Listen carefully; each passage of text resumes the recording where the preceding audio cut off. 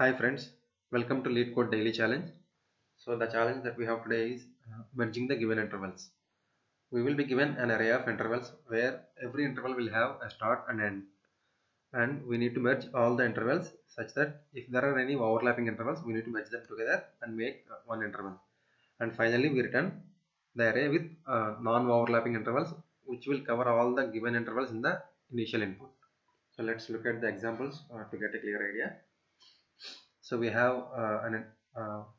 an intervals of 1, 2, 3, 4.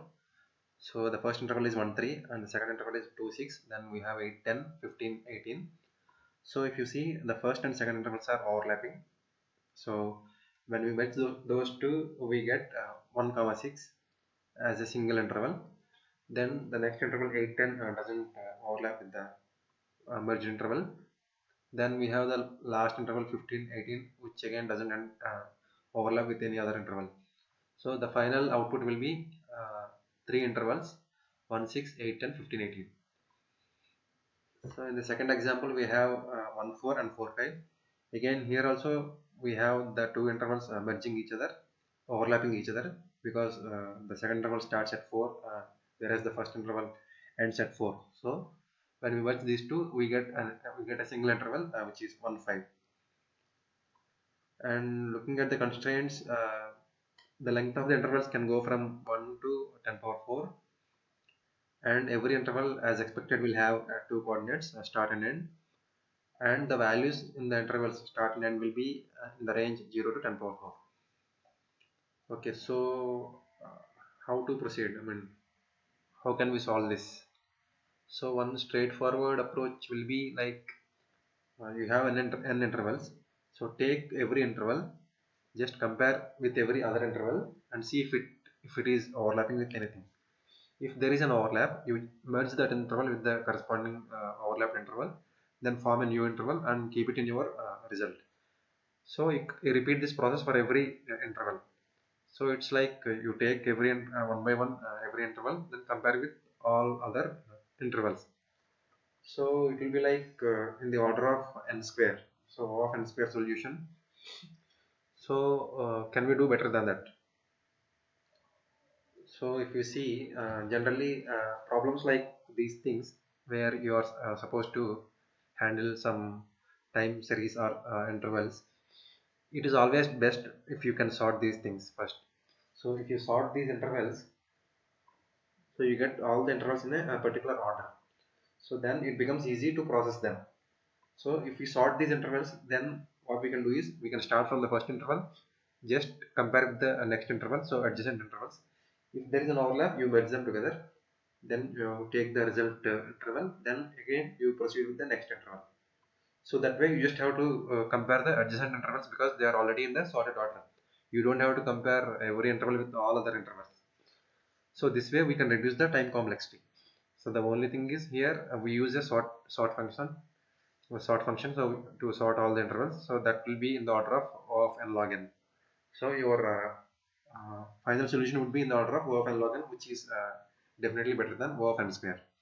So let's go and check some examples, see what are the possible cases. There are a few cases which you need to handle.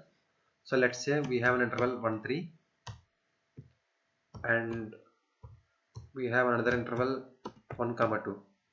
So when we sort the intervals, so you will always get the intervals in the ascending order. So basically the first coordinate if you take in all the intervals, that will be in ascending order. So there will be few cases like so this is the first case. You have two overlapping intervals 1, 1, 3 and 1, 2. So your final resulting interval will be 1, comma 3. And let's say you have 1, 3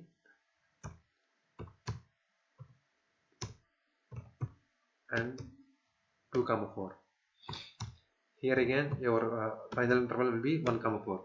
So if you observe these two examples, the first coordinate will be always the first one when you have two intervals in sorted order.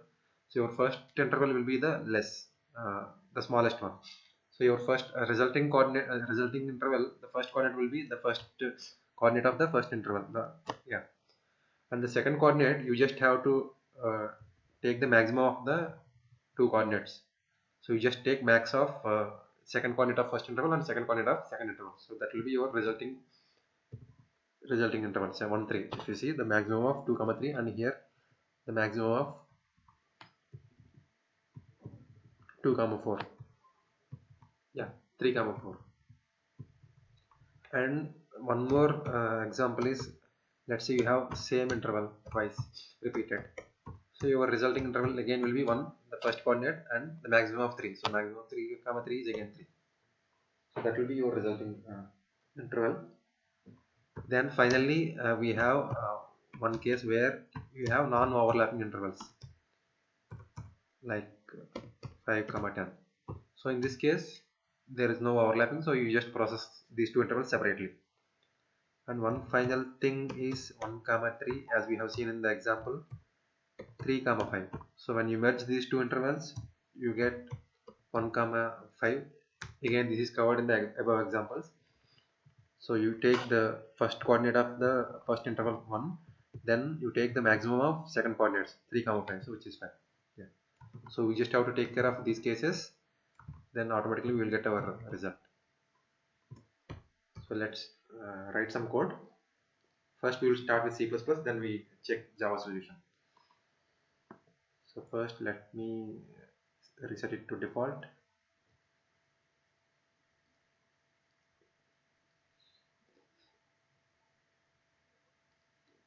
So as we discussed, first thing is to sort the given intervals. So we have stl sort function. We just pass begin and end.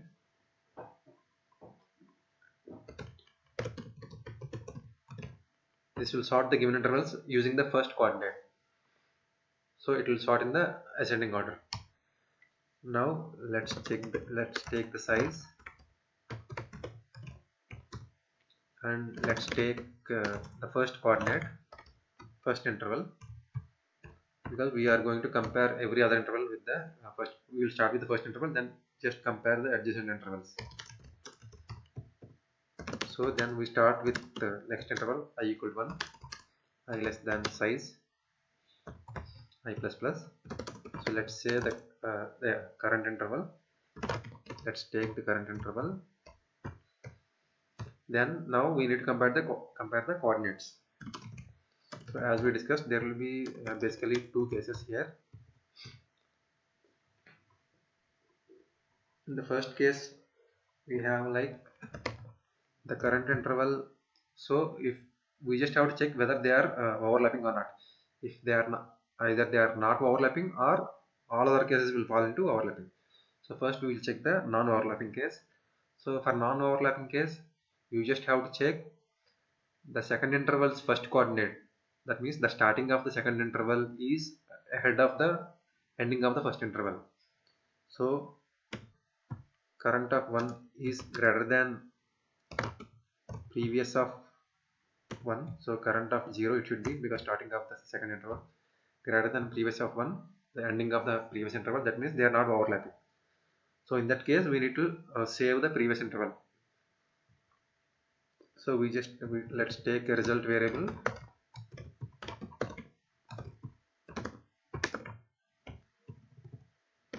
then result dot pushback the previous interval. Now the current interval will become previous interval. The else case is nothing but they are overlapping. So all other cases apart from other than non-overlapping. So whatever we have discussed before, all those cases, overlapping cases will fall into this else case. So here, so they are overlapping. So as we discussed, we need to take the coordinates for the merged interval. So it will be, the first coordinate will be same. So the second coordinate, so previous of 1 will be maximum of previous of 1 comma current of 1. So the maximum of second coordinates from both the intervals.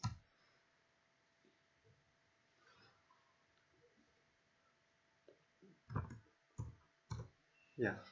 So we have updated the current interval with the previous interval with the current interval. That means we have made a new interval, which is the or which is the overlapped interval of both the current and previous one.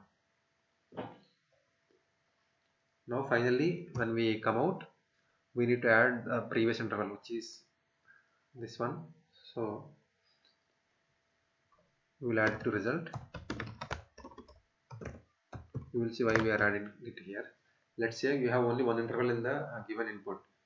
So we take the previous interval here, and it doesn't enter here because there is only one interval. One interval size will be 1, so it doesn't enter for loop. So that means you just add the only interval present in the input to the output. Same way if you have multiple intervals. So let's say you come to the last interval, and if the last interval is over doesn't overlap with the if the last interval doesn't overlap with the previous interval, we add the previous interval, and the last interval becomes a previous interval. So this we need to add it. So we are adding here. Let's say if they are overlapping. So even if they are overlapping, we make a resultant interval with this operation. So this also we need to add it to the result. So that way this handles all the cases where the size is either 1 or it is more than 1, but it is either overlapping or non-overlapping. So this takes care of all the cases, and then finally we just return the result. So let's execute and check.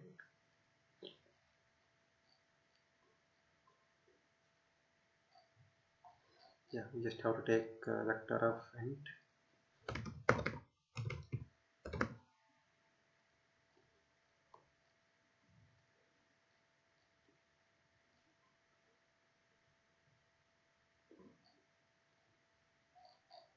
Again vector of int here. As every interval will have two parameters, two members, start and end.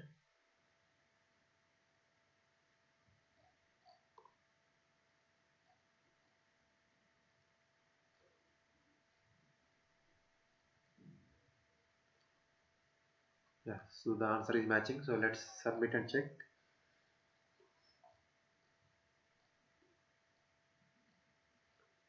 Yeah, it is accepted. So now uh, let's check Java solution. It's almost same except a few syntax differences. So probably I will just run through the code. So first we will do as we discussed, we just sort the given array. So we have arrays.sort. So this is again a library function. So we pass the intervals. Then if you see here, this is like a shortcut. So we have two arguments, that means two intervals. Then we compare the two intervals. So this basically what this does is, if it returns a negative value, that means 1 is less than 2. So it will put 1 in the first place. So it will sort in the ascending order. If it returns positive value, that means 2 is big. If it returns positive value, that means 1 is big and 2 is small. So it will put 2 in the first place. And if both are equal, so it returns 0. In that case, it doesn't change the order. So it will retain the same order. So this way we will get the ascending order of the intervals. Then we take as similar to C++, we just take previous interval, the first interval. Then we take a new array list. Like C++, we don't have dynamic arrays here. So we need to first store it in the list, but we need to finally return integer array. So first we will store it in the array list. Then from the first interval we start and then compare the current interval with the previous interval. And same logic here, similar to C++. The only thing is we add it to the list whenever we don't have overlapping. Then we check max using math library. And finally we add it to the list, the previous interval. As we discussed, there are 3 cases that will be taken care using this statement. Then finally we need to make the return value. So double dimensional integer array. So we take values from the list and make the final result. So the size will be here. The size will be it may be same or it may be less than the actual size of the input, because if there are overlapping intervals, it will be less. So we allocate that much size. then iterate through every list member, then add it to the result, then finally return the result. Yeah, so that's all. Let's execute and check.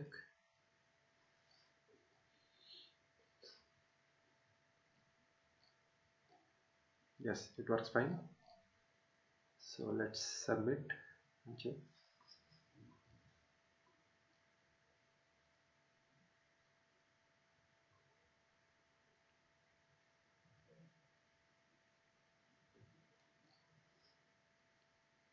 So the solution has been accepted. So I just want to tell you one more thing about this sort function. So this is a shortcut actually. So ideally what we can do is we can do even,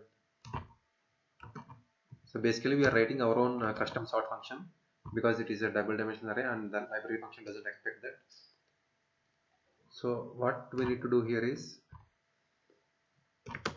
we can use new comparator function. So we can use comparator object and we can define our own comparator function, comparison function.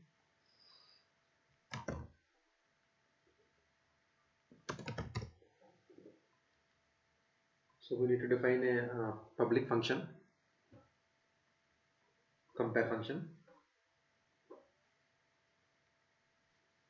that will be, as we discussed, it will return the integer value.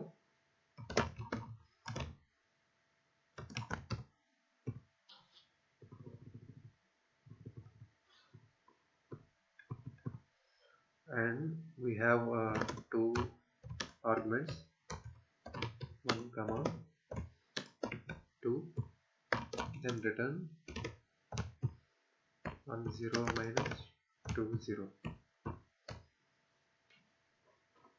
Same thing what we are doing here.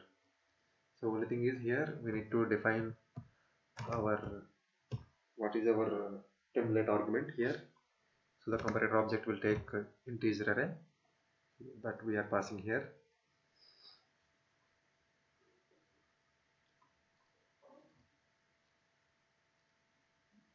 Then close our brace.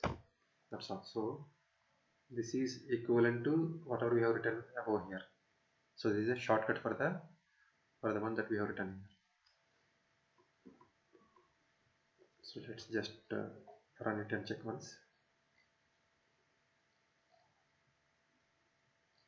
Yeah, so the answer is same.